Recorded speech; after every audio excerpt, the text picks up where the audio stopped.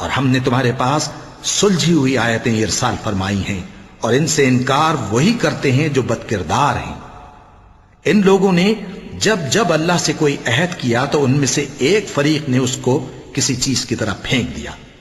حقیقت یہ ہے کہ ان میں اکثر بے ایمان ہیں، اور جب ان کے پاس اللہ کی طرف سے پیغمبر آخر الزماں صلی اللہ علیہ وآلہ وسلم آئے اور وہ ان کی آسمانی کتاب کی تصدیق بھی کرتے ہیں، تو جن لوگوں کو کتاب دی گئی تھی ان میں سے ایک جماعت نے اللہ کی کتاب کو پیٹ پیچھے پھینک دیا، گویا وہ جانتے ہی نہیں۔ ان چیزوں کے پیچھے لگ گئے جو سلیمان کے عہد سلطنت میں شیاطین پڑھا کرتے تھے، اور سلیمان نے مطلق کفر کی بات نہیں کی، بلکہ شیطان ہی کفر کرتے تھے کہ لوگوں کو جادو سکھاتے تھے۔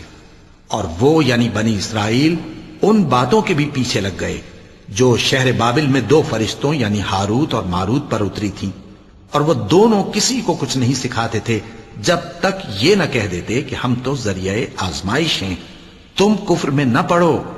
غرض لوگ ان سے وہ چیز سیکھتے جس سے میاں بیوی میں جدائی ڈال دے، اور اللہ کے حکم کے سوا وہ اس چیز سے کسی کا کچھ بھی نہیں بگاڑ سکتے۔ کچھ ایسے منتر سیکھتے جو ان کو نقصان ہی پہنچاتے اور فائدہ کچھ نہ دیتے، اور وہ جانتے تھے کہ جو شخص ایسی چیزوں یعنی سحر اور منتر وغیرہ کا خریدار ہوگا اس کا آخرت میں کچھ حصہ نہیں، اور جس چیز کے عوض انہوں نے اپنی جانوں کو بیچ ڈالا وہ بری تھی۔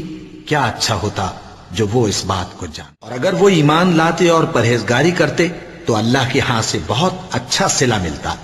کیا اچھا ہوتا جو وہ اس سے واقف ہوتے۔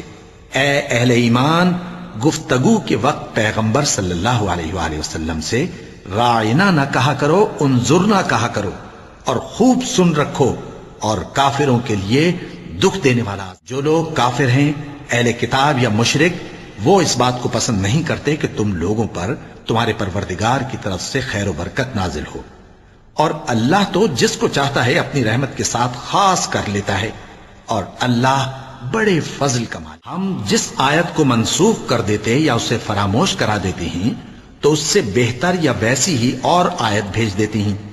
کیا تم نہیں جانتے کہ اللہ ہر بات پر قادر ہے؟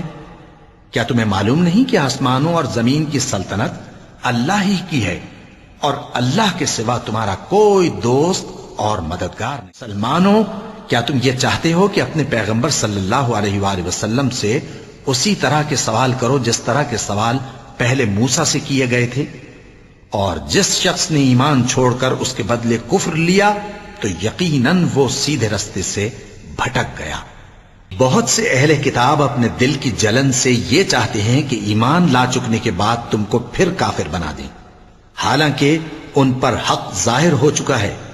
تو تم معاف کر دو اور درگزر کرو یہاں تک کہ اللہ اپنا دوسرا حکم بھیجے۔ بے شک اللہ ہر بات پر قادر ہے۔